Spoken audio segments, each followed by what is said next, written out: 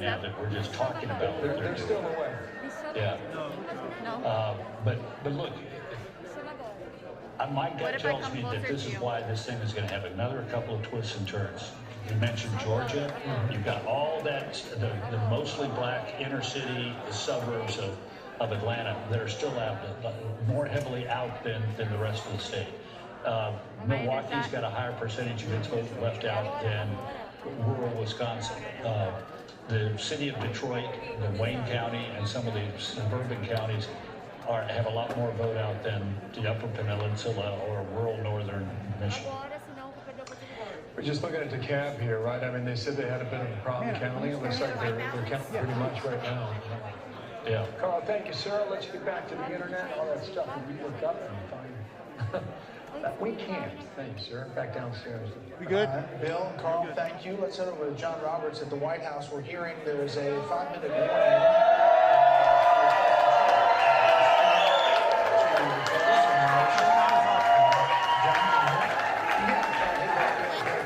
Yes or no? Do you need it? The head-on camera, you can see this. I'm just looking at the Go up screens. now. I can tell Just a what's good going time. on. Push it. The president will be coming down in a minute. Go ahead and do it now. Well, more like 4 minutes. We don't know exactly what it is that he's going to say, but we can get an indication from his tweets recently. He said, I'm making a big statement tonight about an hour ago, a big win, the president calls it. And then in a tweet that was flagged by Twitter for potentially containing erroneous or misleading information, he said, we are up big, but they are trying to steal the election. We will never let them do it. Votes cannot be cast after the polls are closed. We saw Joe Biden come out not long ago, immediately after the president tweeted big win. Joe Biden tweeted that it's not up to the president, it's not up to Joe Biden to declare who wins the election. It's up to the voters to do that. I expect that the president will probably thank the people who are there in the East Room. He'll say that they're doing well. If you look at some of the projections, Georgia, according to one projection I looked at, is now projected to be in the Biden column, which means that if the president were to lose Georgia, he would have to run the table of North Carolina, Pennsylvania, Michigan, and Wisconsin in order to get about 270 votes. Otherwise, the election goes to Joe Biden, who would I know, I just want to make sure you're okay. about 270, 271. So the president's got to hope that those early numbers in Georgia last, and that nothing crazy happens in Pennsylvania, because nothing crazy happens in North Carolina, because when you look at both Georgia and North Carolina, the president is ahead by about the same margin, which is just about 2 points or so. So there's not a lot of room for more votes to come in for Joe Biden. We are going to all, it looks like, get whatever sleep we can in the next few hours, not knowing who the winner of this election is. And as you were pointing out with Jonathan Turley and Andy McCarthy, this thing could go on for days, Brett and Martha, before we know actually who won. And as this begins to tighten up, I think that's when the potential for legal challenges increases exponentially, particularly in the state of Pennsylvania, which has got until Friday to count votes. And North Carolina, we've got another 9 days to count votes as well. So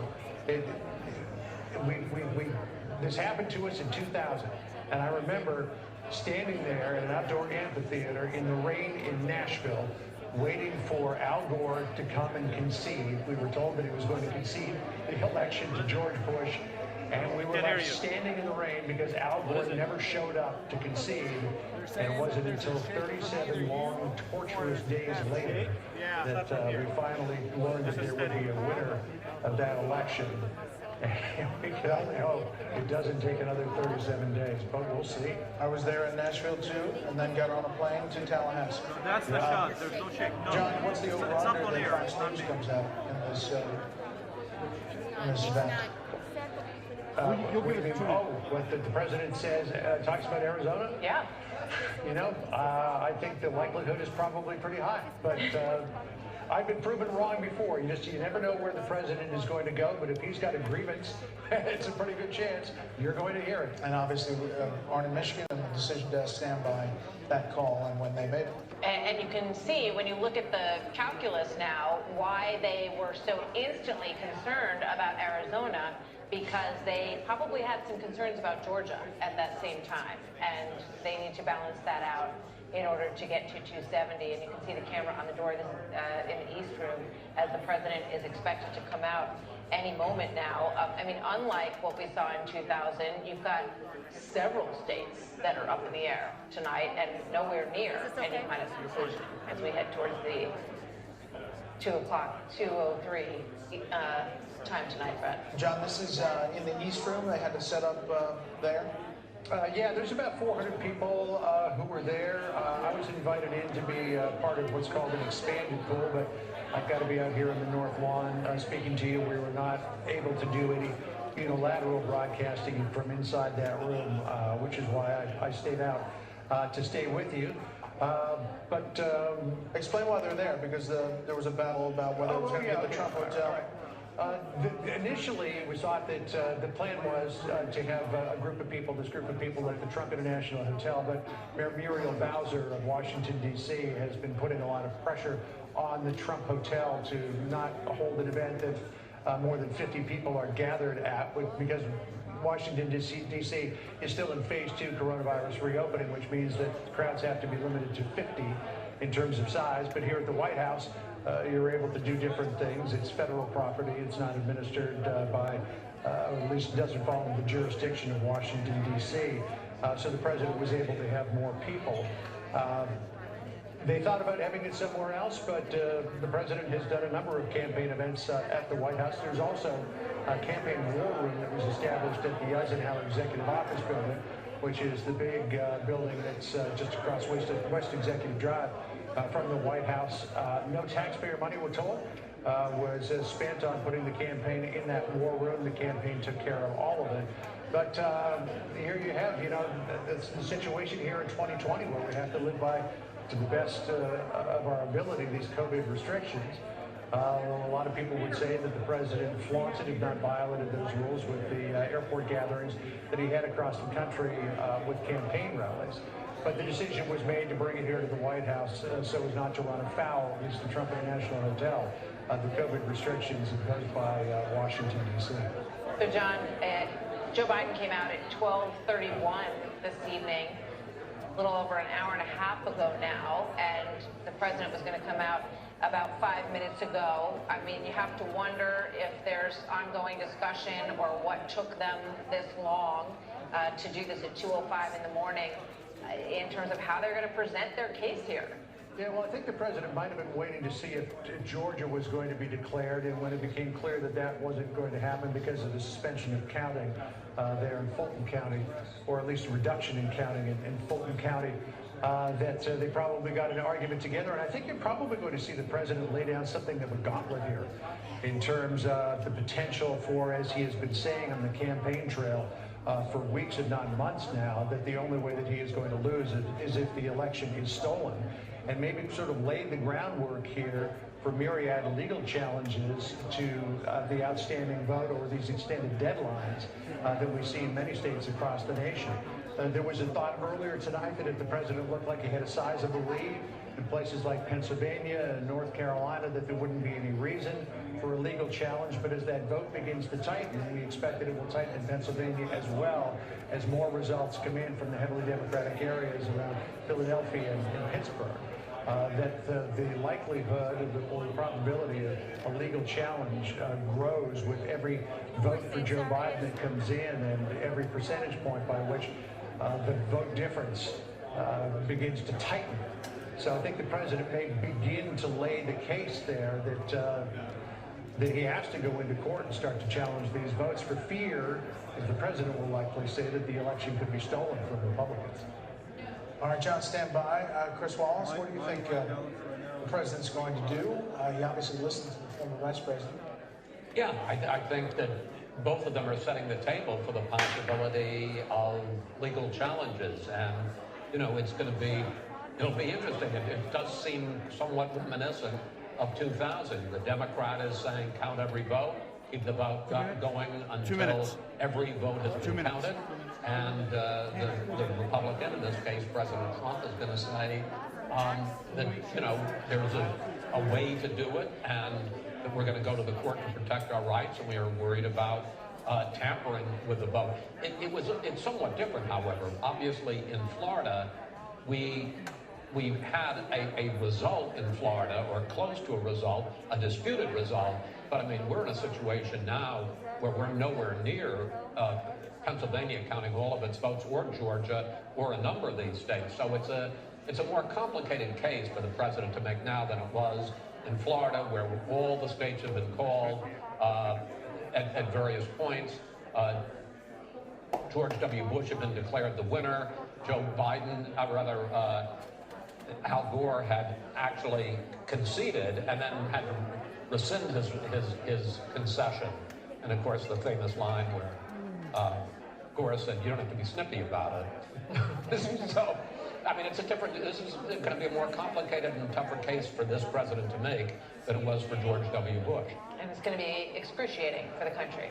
Well, I think it'll be, so divisive in terms of, you look at the comparison. Let's take a state like Pennsylvania. You look at the rural counties in the middle versus, the counties that are strong Democratic counties, Pittsburgh, but also around that Philadelphia area. That's one level of division. But I think you also have to keep in mind, in a place like Georgia, you're looking at votes around the Atlanta area, heavily minority votes.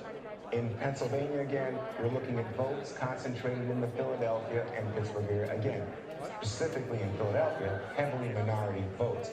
And the suggestion that there might be some hanky-panky or fraud or whatever is, again, going to raise the level of division, I think, in the country. I think it just tears our social fabric. Let me hold on one second. We have under 2 minutes now before the president, but we do have a call to make. The decision desk is now calling the Montana Senate race for the incumbent, Steve Daines, Republican against Steve Daines, the presidential candidate at one time, ran for Senate. This was supposed to be a Democratic pickup. This is a big hole for Republicans, and you see the 46-47, it's only Democrats +1. Remember, they have to have net +4 to take over control. We're getting to the point, if you look to Michigan, if you look to Purdue and Georgia, if he stays over 50%, that we may, this morning, be able to say that Republicans are going to hold on to control in the U.S. I was just going to say, if you want a pretty good idea what the president's going to say, I just got a fundraising appeal from the Trump-Pence campaign breaking. Democrats plan to steal the election. We're emailing you now to ask you to step up one last time and defend the president. The Democrats will steal the election. We can't let them get away with it. So we are in full-scale 2000 litigation, and they're raising money to begin a legal effort to stop vote counting in various places and to say that the Democrats are stealing the election. But I should point out, finishing my Senate thought, that Tom Tillis has already declared victory in North Carolina. We have not called that race, but he has declared victory down there. It's lining up that Mitch McConnell, after his victory tonight, will continue to be Senate Majority Leader and not minority. And it's worth pointing out the concerns. What 2000 we have institutions and procedures for settling these kinds of disputes.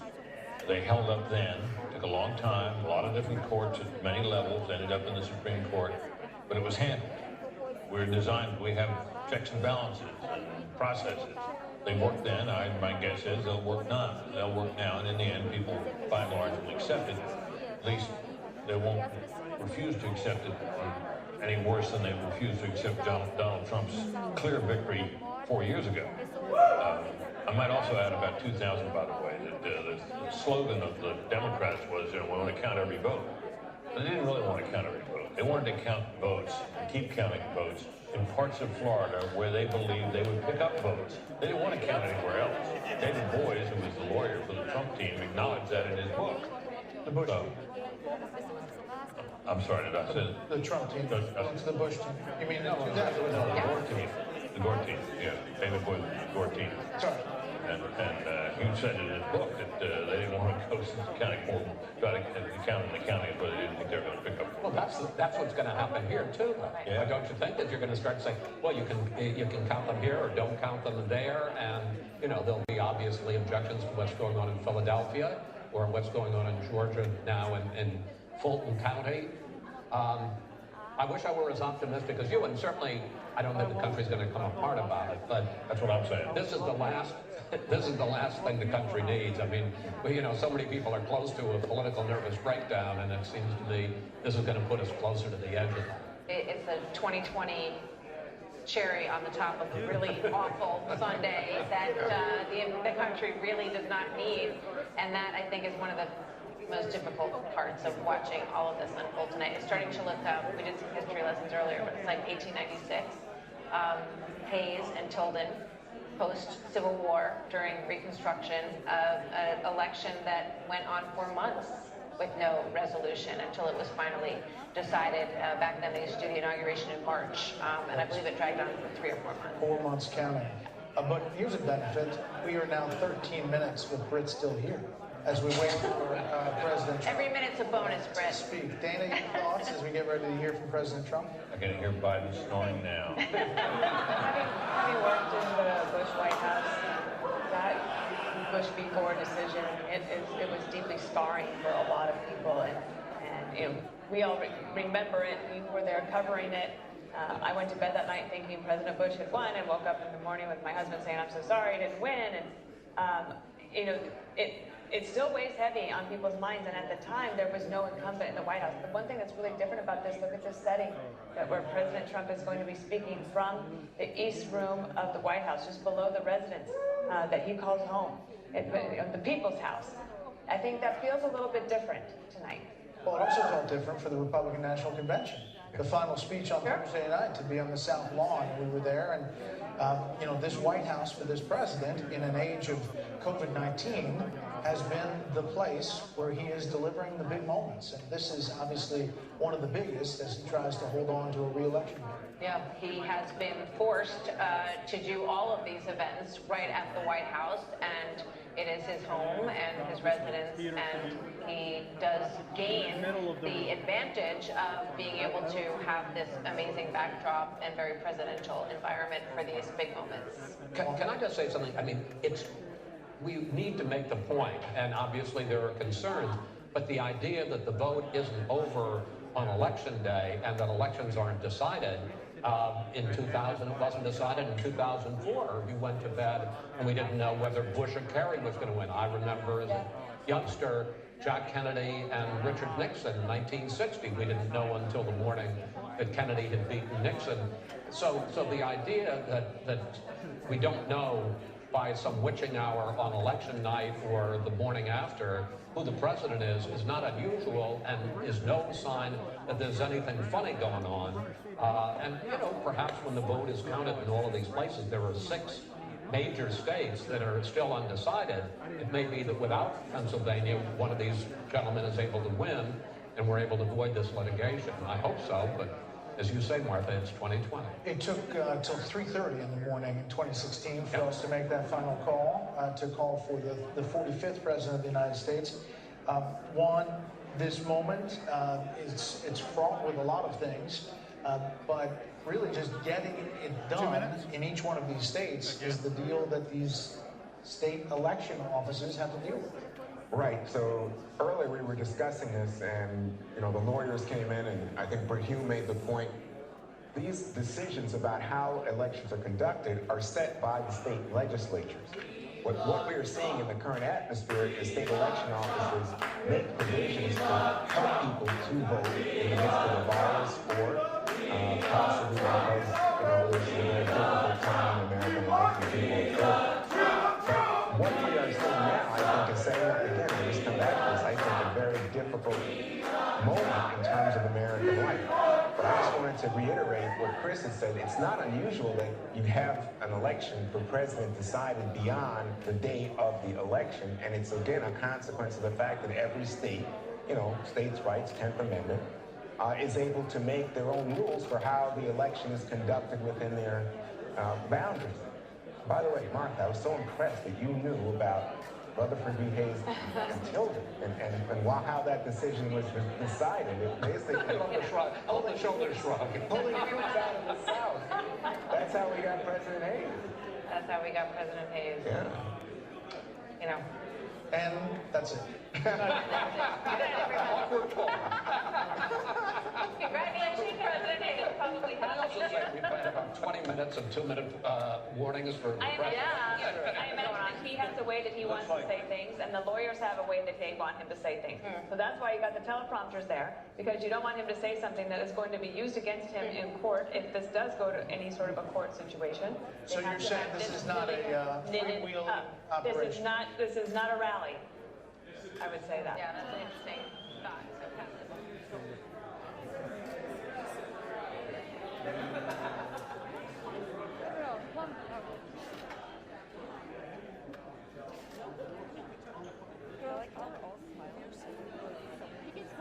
You can tell with the eyes.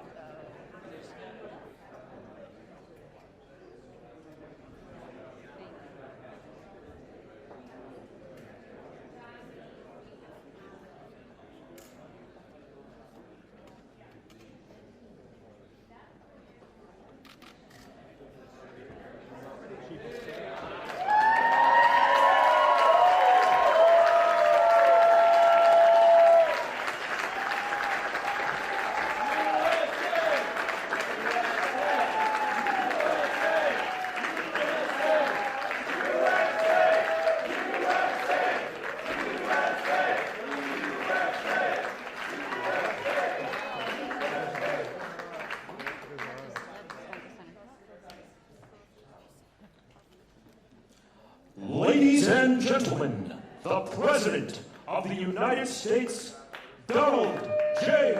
Trump.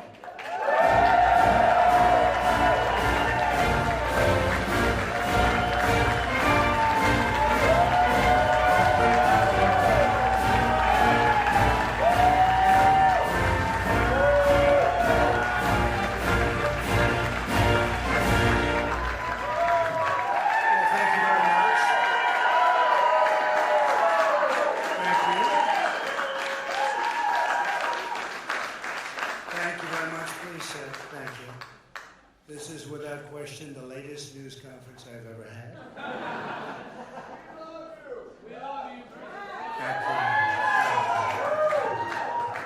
I appreciate it very much, and I want to thank the American people for their tremendous support. Millions and millions of people voted for us tonight, and a very sad group of people is trying to disenfranchise that group of people, and we won't stand for it. We will not stand for it.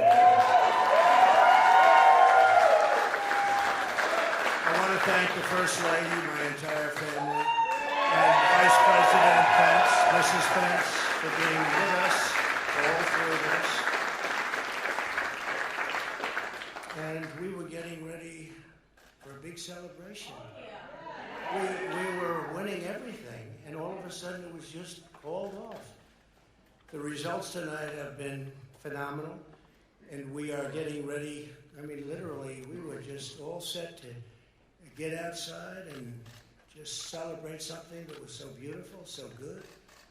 Such a vote, such a success. The citizens of this country have come out in record numbers. This is a record. There's never been anything like it. To support our incredible movement. We won states that we weren't expected to win. Florida, we didn't win it. We won it by a lot.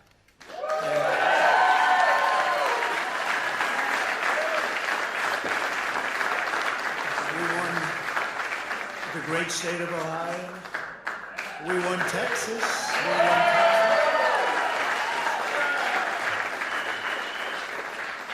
We won Texas by 700,000 votes, and they don't even include it in the tabulations. It's also clear that we have won Georgia. We're up by 2.5% or 117,000 votes with only 7% left. They're never going to catch us. They can't catch us. Likewise, we've clearly won North Carolina. We're up 1.4% or 77,000 votes with only approximately 5% left. They can't catch us.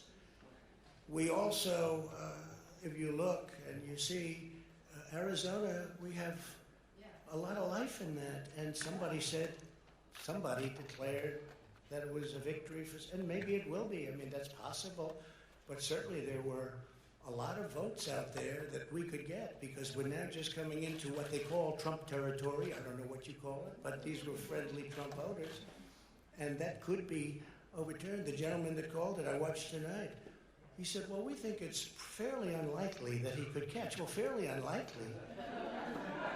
And we don't even need it. We don't need that. That was just a state that if we would have gotten it, it would have been nice, Arizona. But there's a possibility, maybe even a good possibility. In fact, since I saw that originally, it's been changed and the numbers have substantially come down just in a small amount of votes. So we want that obviously to stay in play. But most importantly, we're winning Pennsylvania by a tremendous amount.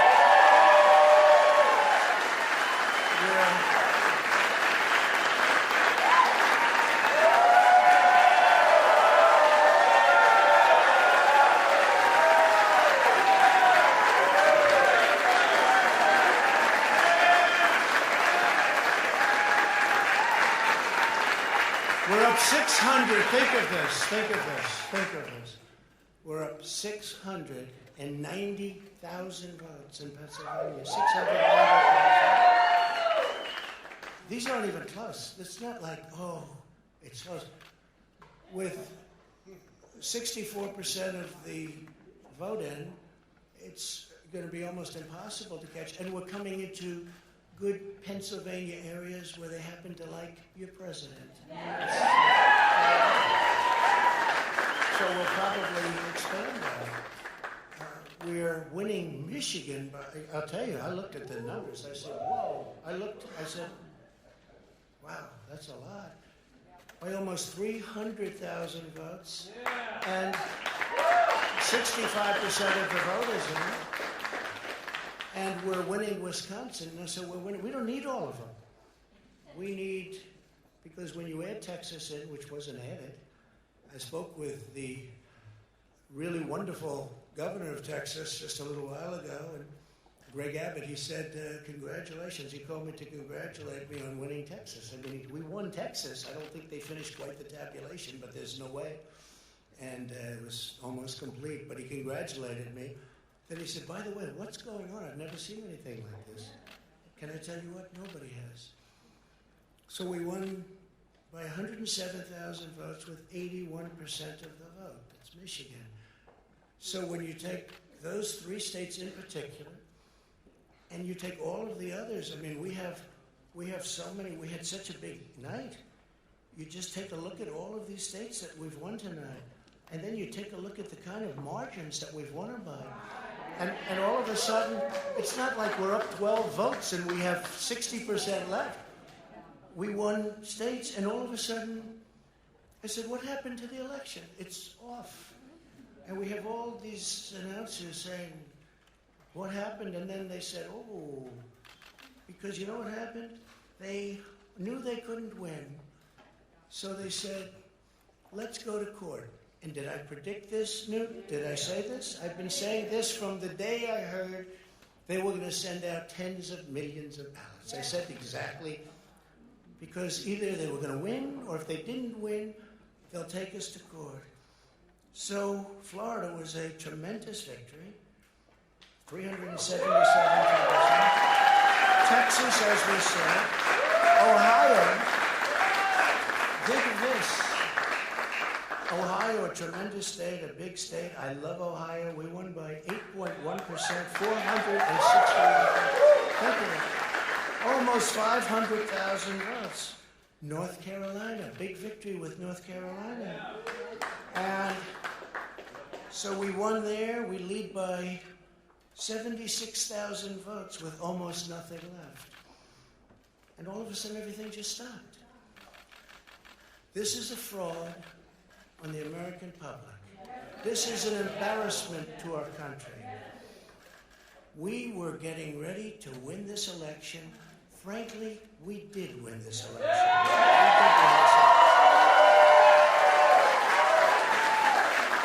So our goal now is to ensure the integrity for the good of this nation. This is a very big moment. This is a major fraud in our nation. We want the law to be used in a proper manner. So we'll be going to the U.S. Supreme Court. We want all voting to stop.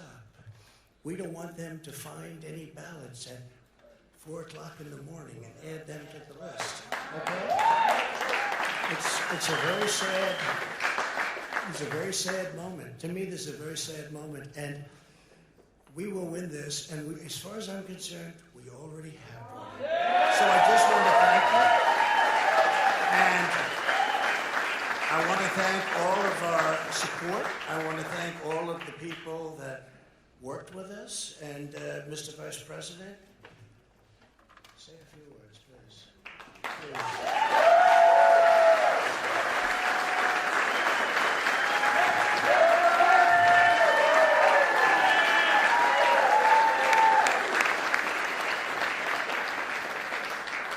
Thank you, Mr. President. I want to join you in thanking more than 60 million Americans who have already cast their vote for 4 more years for President Donald Trump.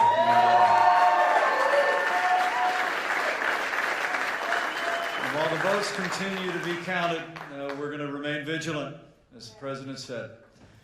The right to vote has been at the center of our democracy since the founding of this nation, and we're going to protect the integrity of the vote.